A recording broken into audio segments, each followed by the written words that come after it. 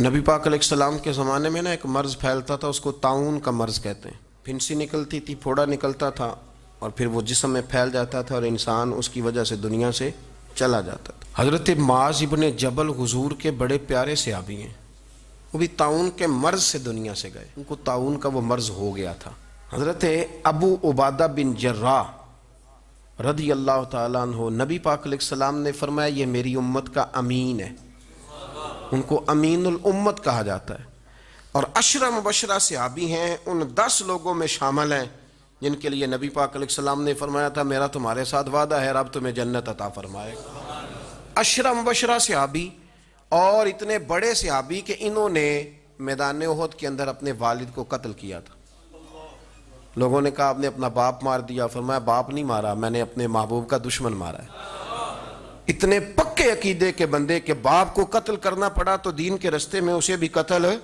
حضرت ابو بکر صدیق رضی اللہ تعالیٰ عنہ فرمایا کرتے تھے، جب آپ امیر المومنین تھے، فرماتے تھے اگر میں اپنی جگہ کسی بندے کا بیٹھنا پسند کرتا ہوں تو ابو عبادہ بن جراح کا بیٹھنا پسند کرتا ہوں۔ ہمارے اتنا تگڑا آدمی۔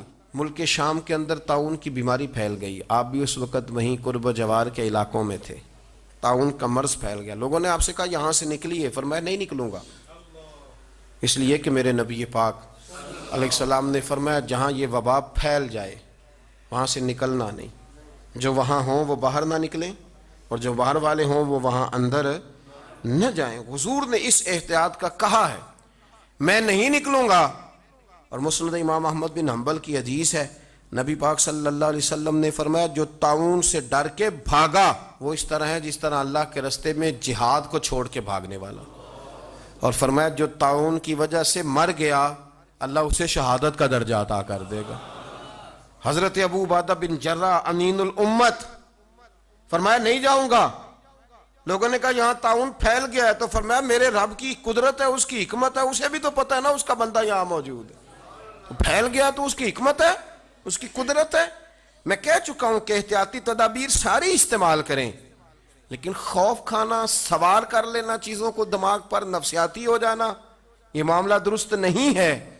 حضرت ابو عبادہ بن جراح مسجد میں نماز کے لیے جا رہے تھے تو رستے میں پھنسی نکلی اور مسجد میں پہنچنے سے پہلے وصال کر گئے۔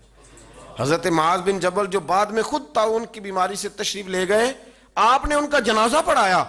امام نبوی فرمایا کرتے تھے میں جب بھی حضرت ابو عبادہ بن جراح کی قبر پہ جاتا ہوں تو میرے دل پہ رعب طاری ہو جاتا ہے۔ ان کی قبر میں بھی اللہ نے رعب رکھا ہوا ہے، مرنے کے بعد بھی ان کی شان وصال کے بعد بھی بڑی بلند ہے۔ اللہ کریم نے وہاں برکتیں اور رحمتیں رکھی ہوئی ہیں۔ میرے عزیز تھوڑا سا باہر آئیں، اپنے عقائد کو، نظریات کو، ان کو پختہ کریں، ہم مسلمان ہیں۔ میری جو سب سے بڑی اپیل ہے نا، آج اس سارے عنوان پہ ڈاکٹر اپنی ہدایات دے رہے ہیں، اس پر عمل کریں۔ حکومت جن پابندیوں کا آپ کو کہتی ہے، دیکھیں علماء نے متفقہ طور پر الحمدللہ، لوگ کہتے ہیں پاکستان ایک قوم نہیں، لیکن میں نے ان 2-3 دنوں میں دیکھا ہے پاکستانیوں نے قوم بن کے دکھایا ہے۔ کسی عالم نے ضد نہیں کی کہ جلسہ تیار ہے، پروگرام طے ہے تو ہم نے کرنا ہی کرنا ہے، کی ہے کسی نے ضد؟ کسی نے کہا میں نے نہیں مدرسہ بند کرنا۔